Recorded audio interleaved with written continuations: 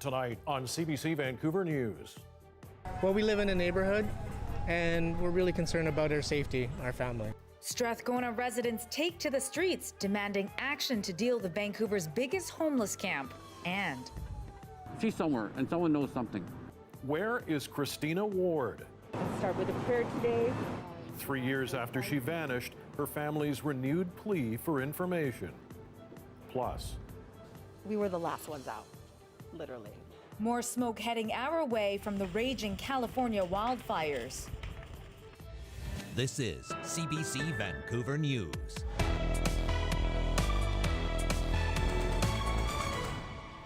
good evening. Thanks for joining us tonight. With Vancouver's largest homeless encampment ballooning in size, neighbors hit the streets today, protesting for more support. The Strathcona neighborhood is seeing an uptick in petty crime, but as Susanna De Silva reports, protesters aren't blaming the homeless. Months of frustration boiled over onto the street. This is, in our minds, a disaster, right? This is a humanitarian crisis, and in any other disaster, a natural disaster, government would move quickly to set up shelters, to mobilize resources. Residents living in houses near the sprawling tent city erected 4 months ago say they don't feel safe, with police reporting increases in property and violent crime. There's like feces at my kid's school, in my lane. But, you know, it's more just those people don't want to be using my kid's school as a bathroom. It's just not fair for them. And camp residents say they don't want to be here either. We share the same feelings. It's the only difference is you're not really able to reflect or do anything, take yourself out of it. Angela Peterkin has been here 3 months. After her roommates moved out, she couldn't find a place she could afford. Then homeless, she lost her job. Being able to have like clean clothes and good hygiene and stuff like that, I think obviously reflects like the job interview kind of phase of things. So I just kind of feel like I'm stuck in a rut here. So it's not just something that's happening today. Tanya Fader has spent 2 decades working in Vancouver's downtown east side and says its homelessness can no longer be contained. Collectively, people need to realize this is all of our problem. This is not a downtown east side specific problem. This just happens to be the community that responded fast and earlier. She says more housing and more types of housing and addiction support is what's needed. And she's hopeful that perhaps increased frustration from neighborhoods seeing the problem like never before may force quicker action. The City of Vancouver is expecting a report from staff on options this week. This is actually the ridiculous onesie that I wear to stay warm at night. Peterkin just hopes the options come quickly. Susanna De Silva, CBC News, Vancouver. And following this morning's protest in Strathcona, the issue of solving homelessness trickled onto the campaign trail. Our provincial affairs reporter, Tanya Fletcher, is here live tonight with more. And Tanya, what did we hear today from the party leaders and their plans to deal with these kinds of encampments? Well, we asked each of the party leaders exactly that, and their answers, as you'll hear, were high on rhetoric, but short on actual details. My commitment to the people today and throughout the campaign and into the future will be to do everything we can to find ways to collaborate and cooperate with municipal authorities who have to be part of the solution, as well as, again, appealing to our federal partners in Ottawa. We've got to treat the causes, prevent the harm, and provide supported housing so people can get on with an orderly life and not simply spill onto the streets causing chaos. And especially focusing on the solutions that communities are bringing forward. That's how we get to outcomes that are efficient and that are effective for those communities. Beyond that, none of them presented a detailed plan to deal with the tent cities that have cropped up all around BC, but of course there is plenty of time left in this campaign. Indeed. And Tanya, homeless encampments aren't just an issue here in Vancouver. What are you hearing about the problem in other places around the province? Yes, Vancouver Island has seen a rise in tent cities over the past few years. From Victoria to Nanaimo and many places in between, the issue has not gone away. But in fact, some advocates are actually building tent cities in places like Duncan and Ladysmith. The head of the Cowichan Valley Housing Association prefers to call them tent villages. He says their creation was out of necessity due to the COVID-19 pandemic, and he says they've actually been quite successful. We actually use tents, and we put them outdoors, and we put them in a parking lot with a fence around it, and we provide meals and toilets and staff support and security. So we've essentially created on the fly sort of very formalized and well-regulated tent cities. Same concept, but we set the rules, we provide the infrastructure, we manage and operate and sustain them like you would a campground.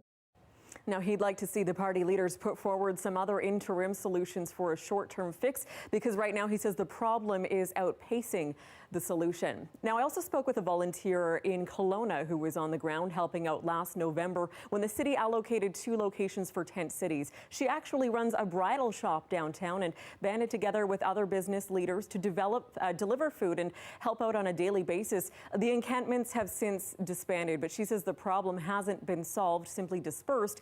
And she's sending this message to the politicians. I feel like we have a system that has kind of imploded on itself. We don't really know, again, who everybody is, like right down to, you know, men filling out CPP papers, legal aid, probation. You've got bylaw officers, police officers. There's so many agencies that don't know how to work together on a job that is not their job. And so this election, she'd like to hear a pitch about a micro-transition strategy, as she calls it, more of an individualized approach to tailor each homeless person's needs accordingly. Lien, Mike? We'll certainly hear more about this during the campaign. Tanya Fletcher reporting live tonight. Thanks. And a day after the BC Liberals promised to eliminate the PST for a year, no major announcements today on the election campaign trail. BC Green Party leader Sonia Furstenau was campaigning in Squamish today as her party announced 6 more candidates running across the province. Furstenau says she doesn't expect to have a full slate of candidates by Friday's deadline, but still plans to run a province-wide campaign. She also says she's happy with the amount of young people running for the party. This is what sets us apart from the other 2 parties. We recognize that political decision-making, that good governance isn't just about today, it is about the future. And for too long we've had politics and governance that has not made long-term decision-making. Meanwhile, Liberal leader Andrew Wilkinson was on Vancouver Island, making appearances in Campbell River and Courtenay. He focused most of his time on yesterday's PST promise, saying how it would help industrial businesses afford more equipment. They know how to create work, they know how to build the economy, and they are delighted today to hear that they will not have to pay provincial sales tax under a BC Liberal government. And for his part, NDP leader John Horgan was in Coquitlam today. He announced his party is in the final stages of a concept plan for a new high school and middle school on Burke Mountain. That's what governments are supposed to do. Not give tax breaks to the wealthy and the well-connected, but to put money into communities so that they can have the services that they need so they can realize their full potential. If his party is re-elected, Horgan says the high school would be completed by September of 2023. And the number of mail-in ballot requests keeps climbing, reaching 431,000 so far. The number is nearly tripled from last week's high of 160,000. If you've already requested a mail-in ballot before candidate nominations close this Friday, your package will include a write-in ballot. Voters must write the name of the party or candidate of their choice clearly in the space provided. Voting for a party leader will not be counted unless they are a candidate, of course, in your riding. Elections BC recommends you request a mail-in ballot by October 17th, so there's enough time for the electoral office to receive it by the October 24th voting deadline. A Liberal candidate in Langley is being criticized after voting against the painting of a rainbow crosswalk. It's not clear why Margaret Kunst opposed the crosswalk, but an NDP candidate says the party needs to fire her. I'm calling on Andrew Wilkinson to do what's right, to stand for human rights, to put action behind his words. As we know, he has one candidate who's defended conversion therapy, and now he has another candidate who doesn't believe rainbow flags should be there in her community. Herbert says the Liberal Party should not stand with candidates who are against LGBTQ rights. Kunst did not speak as her fellow Langley Township councillors discussed the issue last week. The endorsement ultimately passed, and the rainbow crosswalk will be painted at no cost to the township. She did not respond to CBC's request for comment. For the 3rd time this month, a mercury spill has brought emergency crews rushing into Stanley Park. A hazmat team was sent to clear the spill in a building on Stanley Park Drive near Lagoon Drive. The structure was also evacuated. Vancouver Fire Rescue says around a teaspoon of the chemical was found in a washroom there. That's roughly the amount found in a thermometer or thermostat. Emergency responders say even that small amount, though, the mercury can be dangerous. It may not be an acute threat. People would not start showing signs and symptoms of an exposure right away, but mercury is extremely toxic, and the vapors, although heavy, are also extremely toxic, and the effects to a chronic exposure are quite extreme and hard to reverse. Still, Gormick says there is little risk to the public since passersby would not be exposed long enough to suffer ill effects.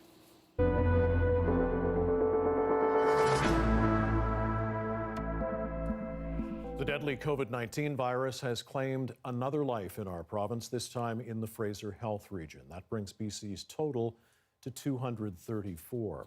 Dr. Bonnie Henry is reporting 105 new cases in the past 24 hours, which brings the total number of cases to more than 9,000. However, for the first time since Labor Day, BC's 5-day rolling average of new cases is under 100. The number of active cases is down to 1,268, and there are also 35 fewer people who are under active public health monitoring since yesterday's update. Total hospitalizations remain the same. However, there are 2 fewer people in ICU for a total of 20. They say their loved ones are suffering in BC seniors' homes because of COVID-19 visitor restrictions, and the families are now demanding change. Okay. Find a way. Today, family members and supporters rallied in front of the legislature, urging health officials to help them care for their loved ones before it's too late. Some held up photos while sharing their stories of isolation and heartbreak.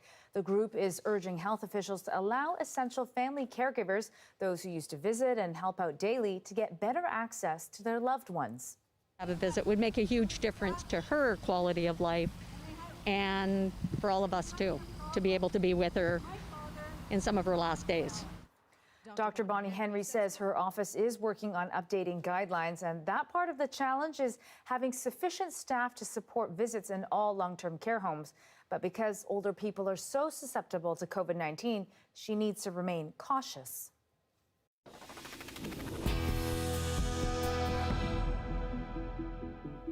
The disturbing death of a First Nations youth in a group home has Indigenous organizations demanding a thorough investigation. The 17-year-old was found dead in his bedroom days after he was first reported missing. Tina Lovegreen joins us now live in studio for more on this. So Tina, first of all, what happened? Well, the teenager was living in a group home in Abbotsford under the care of the ministry when he was reported missing on September 14th. And it wasn't until 4 days later when they found him dead in the closet of his home. A lawyer for the family says police and the coroner immediately ruled the death as a suicide, despite repeated requests from the family for a full investigation. Here's a young lad who is in the care of the ministry who dies, and not even an autopsy. Like, what nobody did, in my view, is, and it's clear to me, is ask the question, what would I want done if that were my kid? Abbotsford police say they opened a missing persons case and issued a social media post about the missing youth, in addition to checking hospitals, homeless camps, and shelters. An autopsy has now been ordered after a group of BC First Nations leaders spoke out. I also spoke with Mary Ellen Turpel-Lafond, who is a lawyer and professor at the University of British Columbia. She was also BC's first representative for children and youth, and she says there is a need to look carefully and deeply into this case to figure out what actually happened and if the death was preventable.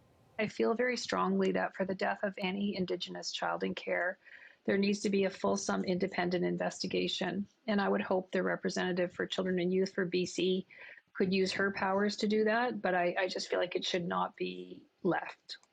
As for the Ministry of Children and Family Development, they say the legislation requires them to wait until a coroner's request is completed or 1 year after the death, whichever comes first, before they can actually begin their investigation. Back to you. All right, Tina Lovegreen reporting live tonight. Thanks. It has been 3 years now since 23-year-old Christina Ward went missing in Surrey. And as Zara Prenju reports, the Abbotsford family says they are still holding on to hope as they renew their calls for help. One last text message to tell her mom she finally found friends and she's happy. That's the last Art and Leanne Ward heard from their daughter Christina on the evening of September 27, 2017. Sadly, Christina's name has been added to the database list of missing murdered Indigenous women and girls. 3 years later, almost to the date, and donned in pictures of their missing daughter on their shirts and masks symbolizing missing and murdered Indigenous women and girls, the Abbotsford family is renewing their call for help in their search. Christina Ward was just 20 when she went missing 3 years ago. This surveillance video at 144 Street and 104 Avenue in Surrey that day is the last pictures they have of their daughter. She was described at the time as Indigenous, 5'5" and 130 pounds, with long, dark brown curly hair and brown eyes. She's somewhere, and someone knows something. The video shows Ward along with a man pushing a bicycle. Police say they're still eager to speak with him and don't know who he is. Her family says it was rare for their daughter to venture off on her own. Her grandmother describes her as gentle, soft-spoken, and from a large, tight-knit family. It's kind of hard to accept that someone can just be here 1 minute and then just vanish without a trace, with nothing. The wards, the community, investigators all say while a number of tips have been brought forward over the 3 years, nothing has panned out and the search is still on. Just help us, community of Surrey, to bring her home. We need closure. Zara Premji, CBC News, Surrey. Police in Burnaby are asking for your help to identify 3 suspects involved in a hate crime investigation. It happened near the Metrotown SkyTrain station Saturday, September 26th at 4:15 in the afternoon. The victim alleges 3 people began shouting remarks such as, "Go back to your own country," before a suspect in a yellow hoodie approached the victim and poured coffee on his head. One suspect is described as a Caucasian man in his 40s, was also wearing beige pants and a black hat. The other is a woman in her 30s with a blonde ponytail wearing a black hoodie and gray sweatpants, and a man wearing all black vest, pants, shoes, and a hat worn backwards. Anyone with information is asked to contact police or Crime Stoppers.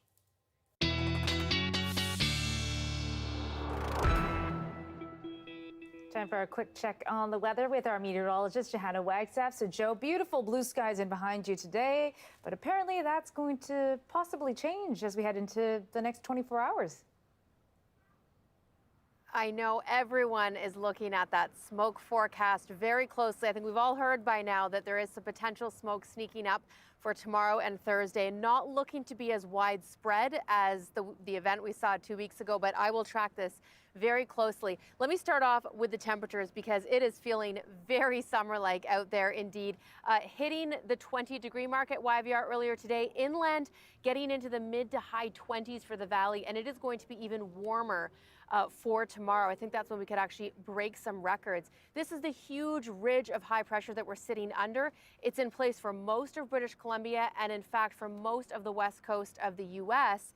And this is where we're watching that smoke. In fact, I'm tracking the plume right now and it's just crossed into Washington. We're starting to see those outer bands of the smoke move up into northern Washington right now. So tomorrow into Thursday, it's likely going to be higher level smoke, but the skies could definitely get hazy, and I will be monitoring that air quality health index and urge you to do the same.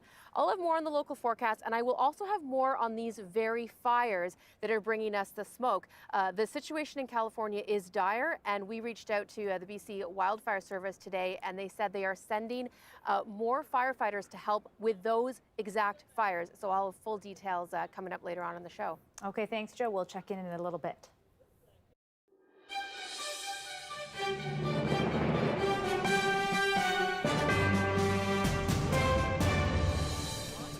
And at 6:18 tonight, there's a live look of the first presidential debate of the U.S. election. A highly anticipated tilt between incumbent Donald Trump and Democratic candidate Joe Biden kicked off just a few minutes ago, and we will bring you live coverage and a summary of the debate later in this newscast. And a reminder, you can also watch this newscast live on the free CBC Gem app. That's right. CBC Vancouver is also on Facebook, YouTube, and Instagram, and you can follow both of us and Johanna on Instagram as well. Well, Montreal is about to face a second lockdown as COVID-19 cases surge in that province. why some restaurant owners say this could be the blow that devastates them.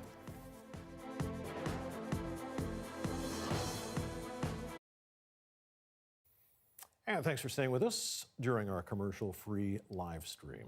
Well, members of an Alberta First Nation are reaching out to non-Indigenous people in a unique and creative way. They're trying to bridge the gap between cultures with what they're calling a blanket exercise. It's a powerful physical history lesson about the challenges and struggles Indigenous people have had and the social issues that have resulted.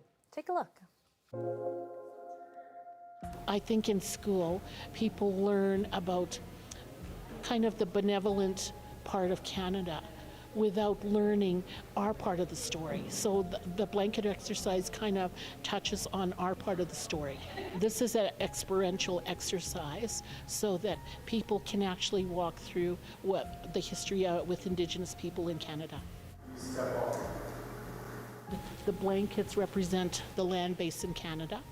And as we go through the narrative, through the script, it gets smaller and smaller to indicate that the land that Indigenous people occupy is getting smaller. And so the Indigenous people in Canada occupy today less than 1% of all of Canada.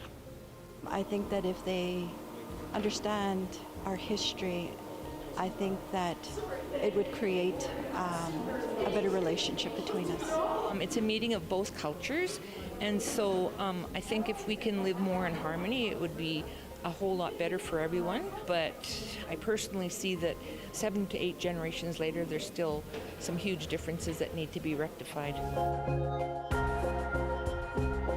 I have a warm feeling in my heart, knowing that people listened to my story and I felt accepted, and just hearing the impacts of everybody was really emotional, and a sense of understanding, great understanding. When I was growing up, I always felt ashamed for being Native. And, you know, this is so amazing that in our time, 2020, we can actually teach non-Native people about, non-Indigenous people about our history and why we have the circumstances that we do today as a result of the history of Canada. There's so much that I learned, and my eyes were open, let's just say. Yeah, I'm grateful for this experience, and I hope others experience it too. There you go. Well, across the world in China, thousands are preparing to embark on week-long staycation excursions for the Mid-Autumn Festival starting October 1st. In southwest China, locals are upholding a centuries-old tradition of street washing at one historic site. The aim is to beautify, but this year the tradition seems particularly welcome. That's right. In East China, Mount Huangshan is open, but limiting the number of tourists to just under 38,000, about 75% of its maximum capacity. Tourists also have to book tickets in advance. And of course, many of us in the Chinese community here also prepping for Mid-Autumn Festival on Thursday. All right, we'll be right back.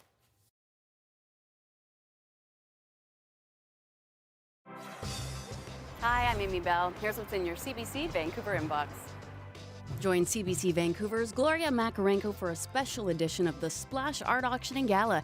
Get your tickets and help support Arts Umbrella programming. Learn more at artsumbrella.com. And don't miss the Mothers Matter Centre's 20th anniversary celebration on October 21st. Celebrate courageous Canadian mothers who have overcome unique educational, linguistic, and cultural barriers. Get your tickets at mothersmattercentre.ca.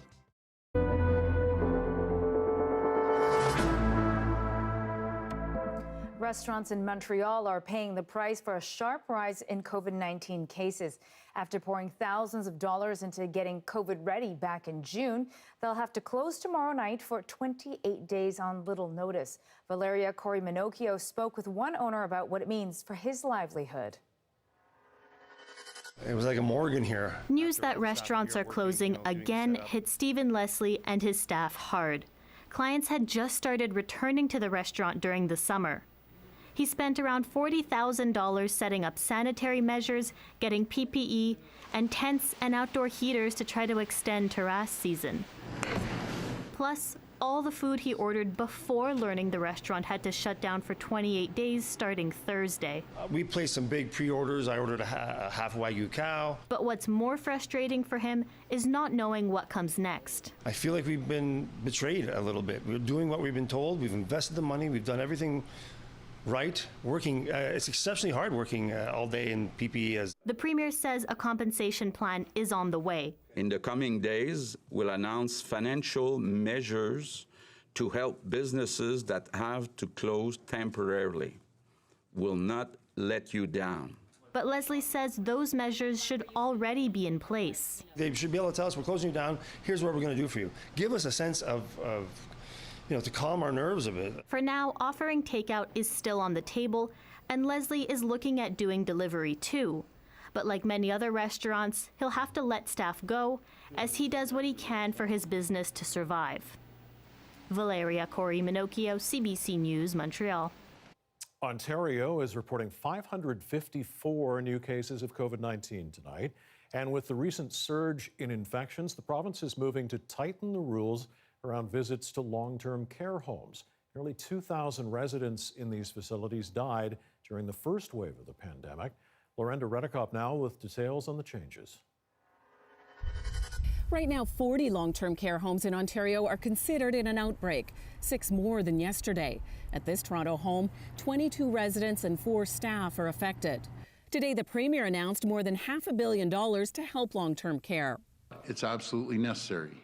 We can't let COVID-19 get into these homes. It's absolutely critical. Most of the money will go to help with infection prevention and containment, staffing supports, as well as more supplies and PPE. Plus, starting Monday, in the COVID hot zones of Toronto, Peel, and Ottawa, visitors will be restricted to only those considered essential and caregivers. We are very encouraged by the overall announcement. The Association for Personal Support Workers is glad the government is promising a 2-month PPE supply in all homes. But it's warned many have left the industry since the first wave, when workers didn't feel safe. There was elements of trying to build your PPE up, and we were trying to just wear garbage bags, use a pop bottle, because there was simply no PPE available. Making face shields out of cut-up pop bottles was just one concern earlier this year. A commission is right now looking at the province's response to COVID-19 in long-term care homes. In an interview transcript released this week, the PSW Association said, "We had a slew of PSWs leave the field at that point. They all went to go take the CERB. I don't blame them. When you are the invisible worker for so long and then suddenly they want to make you a hero and you have to put your life at risk, I don't blame them. It was a scary time." The opposition says today's announcement is way too slow. They are months too late. Any kind of announcement about shoring up long-term care for the second wave should have come, in June or July, frankly. The NDP says PSWs should have had a permanent wage increase, something that could come. The PSWs are heroes, and I've said that from day one, and I always said they are overworked, underpaid, and we're going to address that in the next few days. Lorenda Redekop, CBC News, Toronto. Over in Edmonton, the focus is on finding businesses that aren't compliant with COVID-19 restrictions, or rather, the lack of fines being handed out. As Travis McEwen explains, only a very small fraction of complaints are leading to tickets. Over the past 4 months, Alberta Health Services received 5,100 complaints. That's relating to concerns about businesses or public places not following restrictions across Alberta. AHS tries to work with those businesses, but they've issued 45 closure orders over the past 4 months. Only 9 of those remain in place. Edmonton Police has laid close to 25 tickets, which cost around $1,000. Some people haven't been happy with what they've seen. So it happened last evening. My husband, he took me for just a drive on White Avenue. Nobody was wearing masks. Nobody. There was a lot of people walking, enjoying. Well, it's not right. We have families, and it's a very risky time to be taking risks. While others have been comfortable with their experiences in bars and restaurants. Super comfortable. Yep, no problem. I mean, I live in the neighborhood, and I'd like to support the local businesses because they have suffered tremendously throughout this pandemic. Meanwhile, an infectious disease expert says now is a good time for businesses to hit reset on enforcing safety restrictions. Arranging the space, changing the physical environment, and visual cues for distancing are all things that probably could be brushed up at this point. I think it's becoming more important. Especially because people on patios may soon move indoors, making it even tougher for businesses. Travis McEwen, CBC News, Edmonton. And our country has added nearly 1,400 new coronavirus cases in the last 24 hours. But along with the worry of the growing numbers is another concern, longer wait times just to get tested. As Salima Shivji reports tonight, today the federal government signaled a big step toward alleviating that problem. As the demand for tests keeps growing, so too the pressure on the federal government to speed up the process. There's no one that's been jumping up and down, screaming for the rapid tests more than I have. Rapid tests where a swab doesn't need to be sent to a lab to be analyzed, severely cutting down on the wait time to get a result. Ottawa today announcing it's buying one such test that can deliver results in a matter of minutes. The Government of Canada has signed a new agreement with Abbott Rapid Diagnostics for up to 7.9 million rapid point-of-care tests for COVID-19. Care molecular instrument. But today's move is only to reserve the rapid tests and a spot in line with the company. The test hasn't yet been approved by Health Canada, even though it's already in use in other countries like the US. Might have to isolate for days. The opposition is accusing the Liberals of being behind the ball. Yet people around the world have access to at-home testing or rapid testing, and nobody in Canada does. And that's his fault. But the government today defended the pace of approval, saying safety is paramount. We have doubled our people, and we've sped up our processes to review tests and grant decisions quickly within 40 days of an application. As much as we'd love to see those tests as quickly as possible, we're not going to tell our scientists how to do their job and do that work. But we are, however, ensuring that as soon as those approvals happen, we are ready to deliver these tests across the country. A promise that's still pending and one that can't come soon enough for those anxious for a test. Salima Shivji, CBC News, Ottawa. The wildfire season isn't over yet. Deadly fires are raging in California, and we'll be feeling the effects soon. Johanna Wagstaffe will take us through the wildfire and smoke forecast coming up.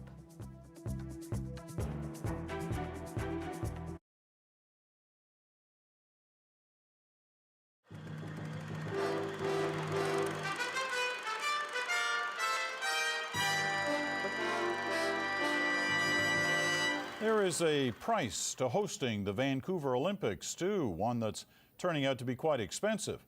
Tonight, we're getting a closer look at what all that money is being spent on. And it's not the athletes that are getting the five-star treatment. The CBC's Chris Brown reports. Everyone knows hosting the Olympics means putting on a great show with the athletes as the stars. But dig into previously private documents and it becomes clearer what the International Olympic Committee is demanding. No expense is spared to ensure IOC President Jacques Roga is well looked after.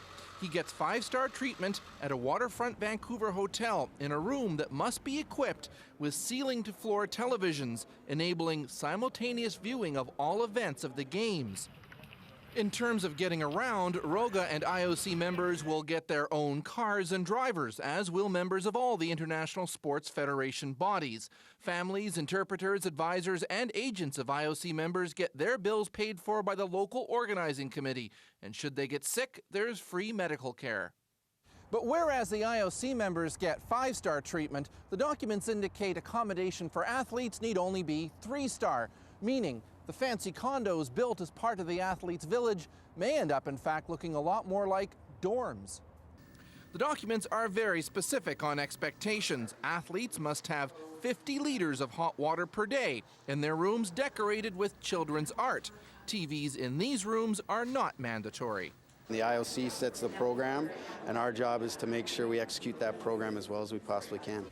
For the city of Vancouver, the optics of lavish VIP spending don't look good as it struggles with a big deficit, but the city manager says it's mostly sponsorships and TV rights that pay Olympic bills, not taxpayers. It's the best economic development strategy in the shortest period of time you could actually hope for. And the Games CEO says these Olympics will not be as opulent as past events. Everybody is still paying attention to the environment they're in, and trying to make sure that they manage themselves accordingly, and the IOC and National Federation, everybody's the same.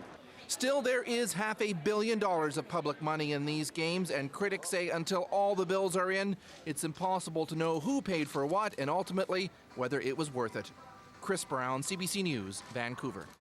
30,000 football fans gave Terry Fox a standing ovation last night. The young amputee was forced to abandon his cross-Canada marathon for cancer research 10 days ago. And this was his first public appearance in his home province. Fox said he didn't want a big fuss made over him at Empire Stadium. No red carpet treatment, no limousine. He slipped in through a side gate to watch the BC Lions play the Edmonton Eskimos. The Lions kicked off donations for Fox's fund, and his former school friends collected throughout the stadium.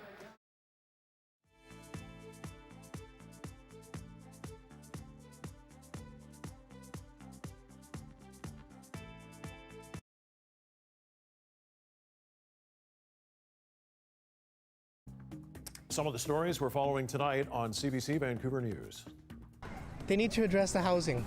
It's not just about the encampment, it's about the mental health of some of these individuals.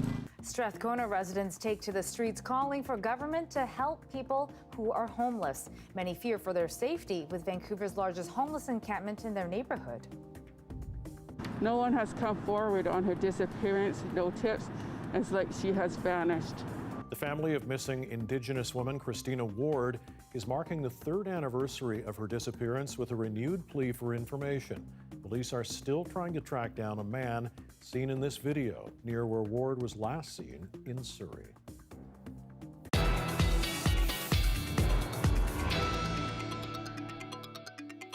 California's dire wildfire situation now has the help of BC firefighters.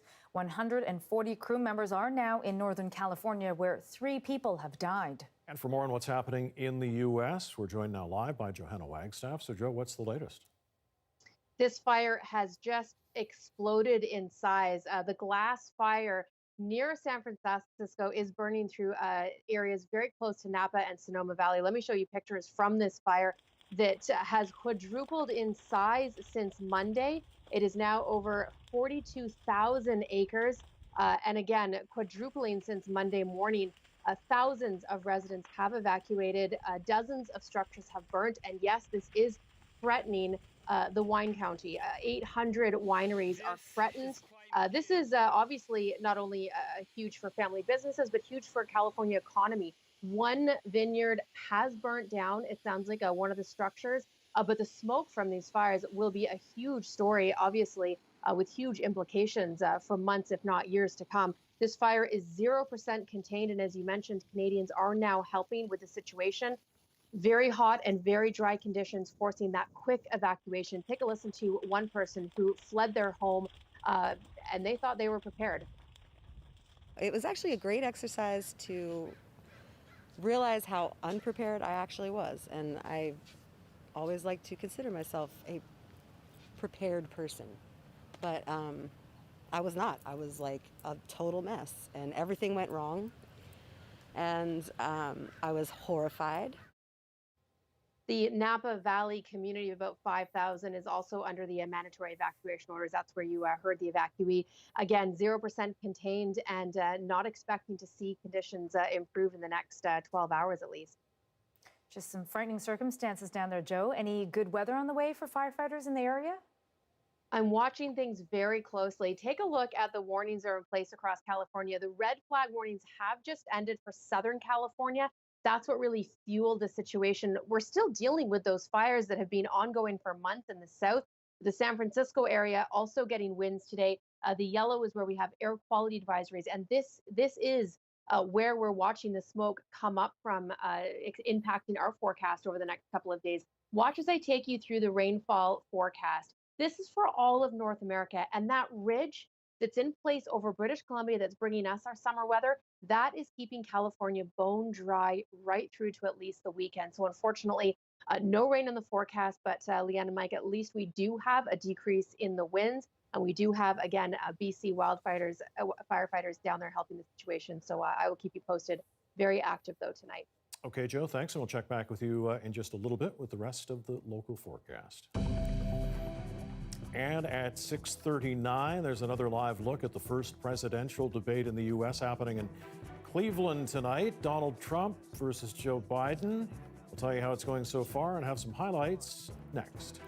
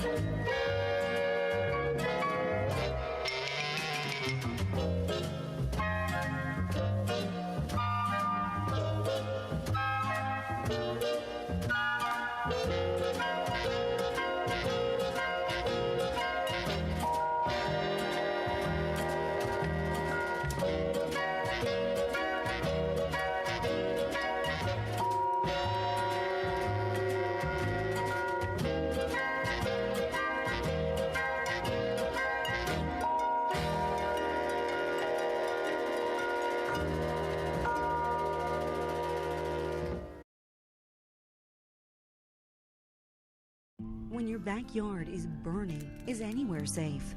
I'm Adrienne Lamb, the host of a new podcast, World on Fire. Join us on the front lines of wildfires burning around the world. Find it wherever you get your podcasts.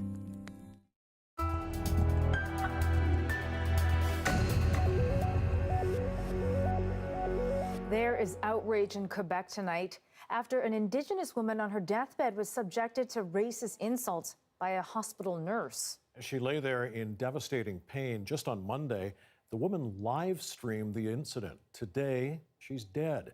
The nurse has been fired, but as Alison Northcott tells us, it may not end there. Joyce Echequan put up this live video from her hospital bed yesterday. The mother of 7 calls out for help. The distress in her voice is obvious. You can hear other voices, too.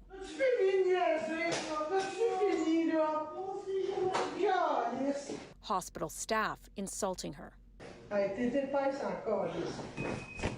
Echaquan died shortly after. It's unclear how. Her family says she had gone to the hospital on Saturday with stomach pains. Her husband says now, like that, her 7 children no longer have a mother. Her death prompted calls of justice for Joyce. At this vigil outside the hospital tonight, demands for change. This is the unacceptable event that we sadly have had to endure for so many decades. Sadness, we're mad, we just don't understand why Native women, we have to go through that.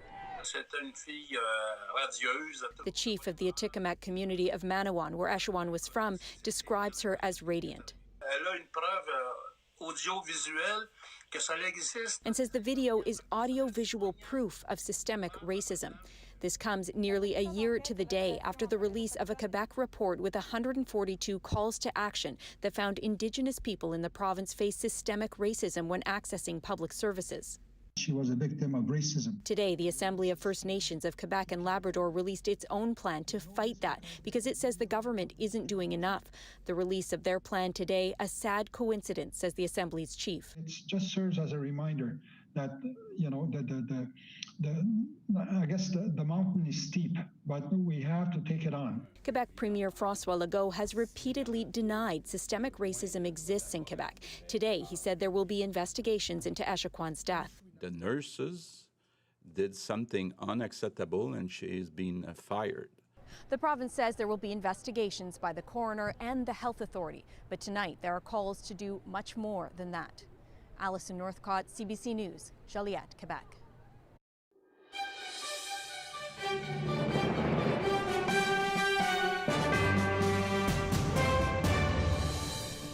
Well, the first presidential debate between incumbent Donald Trump and Democratic candidate Joe Biden is happening right now. It's a moment the U.S. election campaign has built towards for months.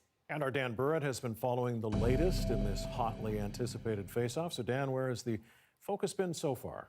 It began with healthcare. It shifted to the Supreme Court, gone through a few other topics, and back to healthcare and COVID-19. Here's a small taste. You agreed with Bernie Sanders on a plan. Folks, absolutely folks, agreed do you have any idea what this clown's doing? They call it socialized medicine. Mr. President, I'll tell you what, he is not for any help for people needing health care. Much of the debate has already been both candidates talking over each other and moderator Chris Wallace trying to maintain some control. Trump has accused Biden of embracing what he calls a far-left agenda. Well, Biden claims Trump has not had a solid plan to tackle COVID-19, which has now killed 200,000 Americans. On the Supreme Court and President Trump's plan to nominate another right-leaning justice, again, was plenty of talking over each other. Vote and let your senators know how strongly you feel.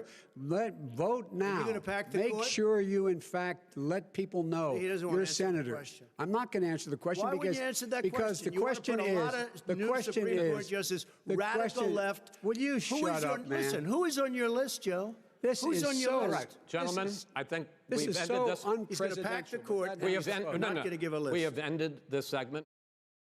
The two men have also been debating the economy and the reports Trump only paid $750 in income tax last year. When pressed on how much he paid in personal income taxes several years before that, Trump claimed he paid millions, but he steadfastly refused to release his income tax records.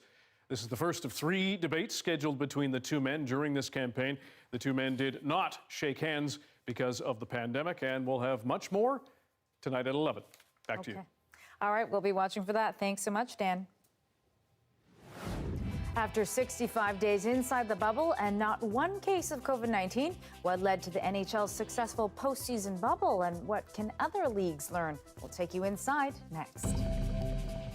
And 12 minutes in front of 7 o'clock, a live look tonight across the North Shore. It's another beautiful evening. And after the fog this morning, another warm and gorgeous fall day on the coast. But there is, as Joe mentioned, smoke in her forecast. Where it's coming from and when we can expect to see it. Next.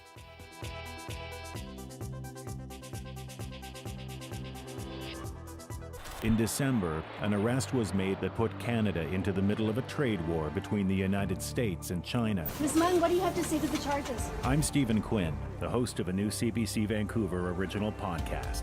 This is Sanctioned, the arrest of a telecom giant. It's the complicated story of how and why Huawei CFO Meng Wanzhou was arrested. Download Sanctioned today at cbc.ca/sanctioned or wherever you get your podcasts.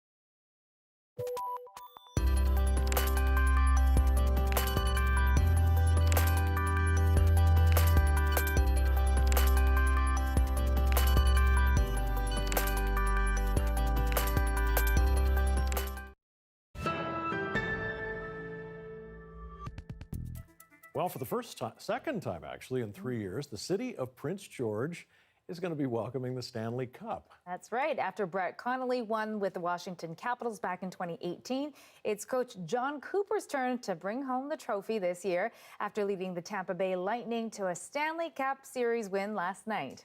Yeah, it caps a largely successful playoff season for the NHL from inside the Edmonton and Toronto bubbles. And as Rafi Boudjikanian reports, it's a model that could be used again.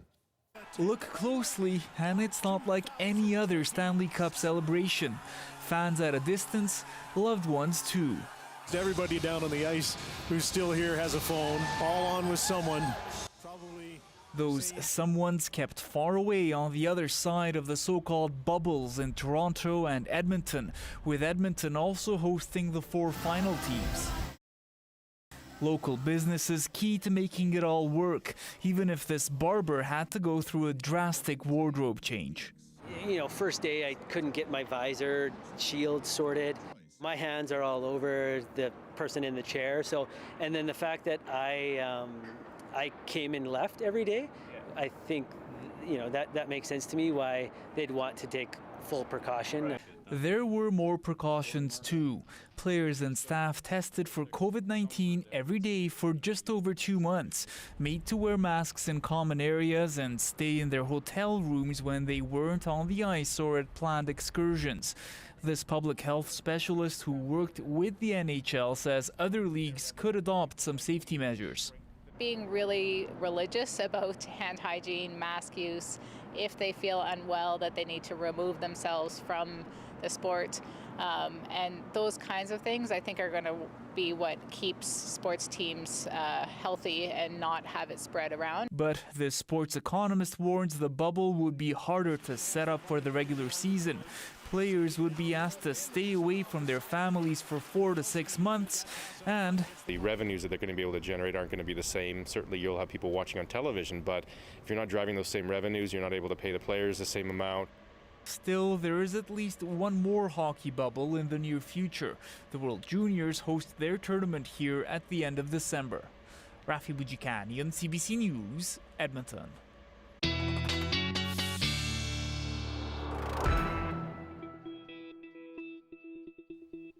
Back again with Johanna Wagstaffe on the forecast. A lot of people with shorts and sandals on again today. Another beautiful one, but I guess we're going to dig out the air purifiers again. Yes, you're right. I know a lot of people who actually went out and bought one after the last smoke event. I don't know if we'll have to run them full blast. I'm hoping this is more of a higher smoke level event. You can almost see it coming in behind me, this reddish haze. This is the smoke from the California wildfires we keep talking about, and I do think it'll stay aloft, so higher in our atmosphere, meaning more of the pink skies, perhaps the orange afternoons, some eerie suns, and some moons perhaps, but not necessarily mixing down to lower levels. Let me show you that smoke plume that we're tracking once again on the visible satellite, just crossing up into the Pacific Northwest. In fact, all the meteorologists across the Pacific Northwest watching this very closely. There's still a lot of uncertainty in the smoke modeling, so keeping an eye on this for Wednesday and Thursday. Look at our temperatures across the south. Temperatures will drop actually a little bit as we head into Thursday. I think tomorrow will be the hottest day this week for Vancouver and for the BC interior, with a humidex feeling like the 30s for Vancouver. In the interior, though, this is where temperatures will actually drop on Thursday, because I think we'll get a bit of cloud cover. Watch as I take you through the forecast. Wednesday staying very dry indeed. Watching for morning fog because of a strong inversion, and again, high level smoke. Wednesday night into Thursday, some cloud actually moves in, which is good because if we do get smoke, hopefully this will knock it out for Thursday into Friday. That ridge, though, is staying put. So a little bit of a blip as far as watching that smoke on Wednesday and clouds on Thursday. But this ridge of high pressure holds strong. Watch as I pause you Saturday. This is a look at the temperatures in the upper levels of our atmosphere, and the oranges and reds indicate everyone under that ridge of high pressure, aka summer weather. So it does start to shift eastward on Saturday and break down a little bit as we head into Sunday. So a little bit more mixing Sunday, Monday, Tuesday, but I actually don't see that ridge disappearing. So you can see here's Tuesday and we're still in that warm little pocket in through southern BC. And I do think that'll also mean relatively dry conditions. So breaking it down, morning fog tomorrow, watching for hazy skies in the afternoon. Keep an eye on the Air Quality Health Index from Environment Canada in case we do get that mixing down to lower levels. If we don't, though, feeling like 30 with the humidex for parts of Metro Vancouver. More clouds on Thursday, and then back to the sun Friday and into the weekend. I'm glad we get a taste of summer 3.0 in time for the week. I think we deserve that. All right, sunscreen and air purifiers, the orders of the day. Thanks, Joe. You're welcome. Well, around the world, people are tired of being pretty much confined to their hometown or region by pandemic concerns. That's right. In China, thousands are preparing for week-long staycations for the Mid-Autumn Festival starting October 1st. In southwest China, locals are upholding a centuries-old tradition of street washing in one historic site. The aim is to beautify, but of course this year the tradition seems particularly welcome. In East China, another UNESCO World Heritage Site is open, but limiting the number of tourists to just under 38,000. That's about 75% of its maximum capacity. Tourists will be allowed in at staggered times to visit Mount Huangshan after booking tickets in advance. Always a very popular spot, eh?